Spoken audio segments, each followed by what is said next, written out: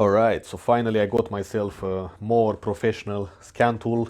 In today's video we're gonna do a Foxwell i70 Pro unboxing. I will show you what you have to do to start it up, register and begin to use this scan tool.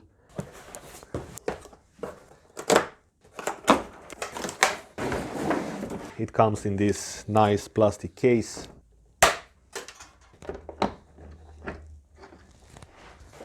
Here we've got the tablet. Let's turn it on. This is the communication device, I guess. We've got a user guide. Usually when I buy some electronics, I never read the user guide. But in this situation, it's very important to read this, or at least keep it for further guidance. Here is the list with the items, and we've got here the most important Mercedes 38-pin adapter. And on this paper, and here I want to say a couple of things. I study a lot the market before choosing to buy this thing. Honestly, I don't recommend buying none of these middle ones. These, for example, will cost around $500 or I don't know, 600 euros, something like that. And they will do indeed a lot of stuff. However, I recommend that you start with something like this, under $100.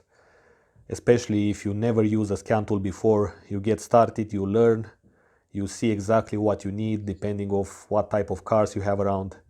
And then if you want to upgrade, I would highly recommend that you go for these last three. For example, you've got as well some tablets from Maxis Pro. So long story short, with these scan tools, let's say you pay $100 for this. If you pay more, you get more value and more and more. So imagine a graph like this, it goes up. And then it comes to a point where if you pay more, you don't get that much value. Okay, you get pretty much the same things. And this is the point in this area of scan tools, is the point where even if you pay more, you don't get that much to make sense of spending extra $1,000 or $2,000, because the price of this, for example, it's 3,000 euros and this is 1,600 euros with all the taxes and everything included. So you pay basically 1,600 euros, double the price of this, just because you can do some more key programming, which you probably never use it in your life, or you can see some PID graphs in the same page, which indeed it can be useful, but it's not absolutely necessary if you want to really do a diagnose. So I hope you get the point here. And also, in the same time, don't expect that your scan tool is going to fix everything, because that's not going to happen. There is no scan tool on this planet that can do 100% everything. But for most of the do-it-yourselfers who just use the scan tool one time an amount or 2 times, one of these will be perfect. You either go black or white. You go with this beginner tool, or you go with something that you can use for a long time. 1 year update on this, it costs 400 euros, I think, compared to Autel, which costs 1,000 or over 1,000 euros. And yeah, let's stop talking and begin with unboxing this thing. Okay, I guess here we've got some connectors and adapters. Here we've got the 38 pin for Mercedes.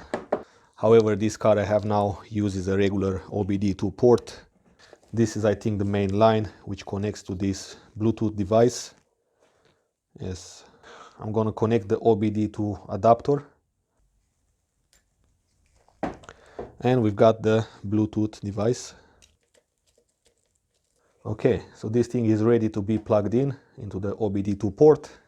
Obviously, from whatever company you buy it from, you're gonna find a lot of instructions, but most of them are common sense, so there is no need for that at the moment. Here are the specs of the tablet. It's not the most powerful, but I think it's more than enough to get by for this scan tool. You've got a SSD, which is very important. The processor, I think it's a quad core. The operating system, Android 5, which is not that old, but not the newest either. The battery is 8,000 milliamps, which I think is more than enough for a regular person. The capacity of the battery will be a lot more important for a very busy workshop, which needs to use the scan tool all the time. All this wiring are mostly for different manufacturers, for Toyota, Audi, Nissan. On the side here you've got the USB, okay, and the charging port. Some other tablets have this support, but this one has this handle, which is actually pretty good. It doesn't look that practical, but it's actually pretty good. You can hold the tablet very well like this. So if you don't want to use the Bluetooth device, you can connect it directly through this cable. You've got the USB here, and this special connector will go at the end here. You've got also the wiring to charge the tablet directly from the car battery. When you start first time the tablet, put it on charge. Here are some terms of service. Just agree, create your account, okay? I have to register. I can put my email.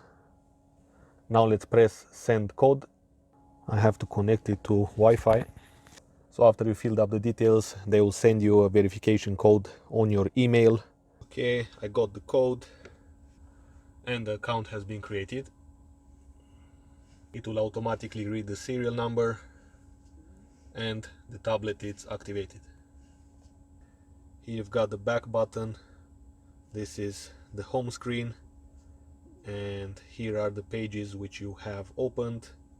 You've got the camera, which, as I said, is not that great, but it works.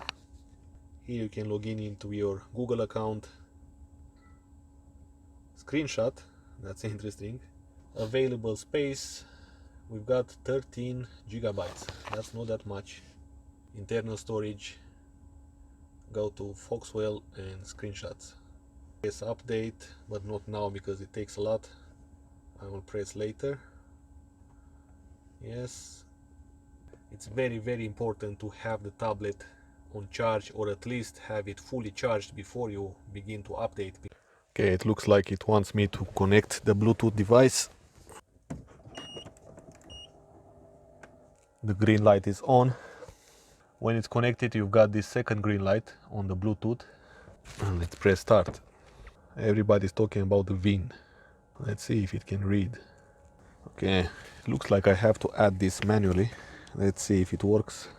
Here on the right corner is the car battery voltage. It's a good idea to have the car on a charger or just have it running. If you press diagnose, you can go to any one of these markets.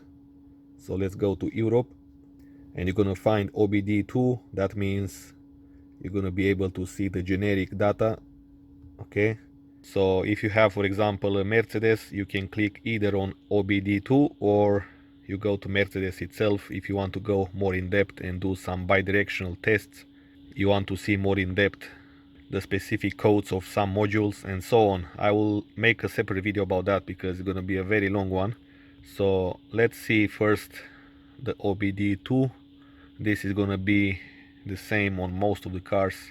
This is an old car, it's from 1999, so you'll not have that many PIDs. The engine and the transmission have absolutely no codes, which is kind of interesting. Live data, let's see, I think here is, yeah, we've got a lot of PIDs to read, so let's see, custom list. Intake manifold, vehicle speed, intake air temperature, okay. And here we go, we've got all these values here. Let's see, you can also graph, multi-graphs, okay. Oh, that's pretty cool, huh? Let's see, absolute throttle position and, for example, airflow rate. Of course, the throttle position can change. So actually on the paper inside the box is not right what it says there. You can actually see at least two sensors side by side on graph. This is a very big deal because you can see, you can make a lot of comparisons between these, okay. These are going to be some of the most important live data you want to see. For example, you see long-term fuel trim on this car is around minus 3.1. Record. Okay, so now it's recording. That's pretty cool. Because now you can go for a drive, press record, you come back to the shop and watch the recordings. So yeah, I will go separate on each car I get because each car has unique modules available, PIDs available. On a newer car you can get a lot more information. if we go to complete list, you've got quite a lot of information here for a 1999 vehicle. So yes guys, that's pretty much it about this tablet at the moment. Since not everybody have this car, I'm not gonna do a full inspection using this scan tool at the moment. I will do that in a separate video, and I will also do the same on all the cars I'm gonna get from this point. Hopefully I can show you useful information so you can do the repair yourself at home, save money and time. So don't forget to subscribe. If you have any questions regarding scan tools, let me know. Stay tuned and I will see you in the next video.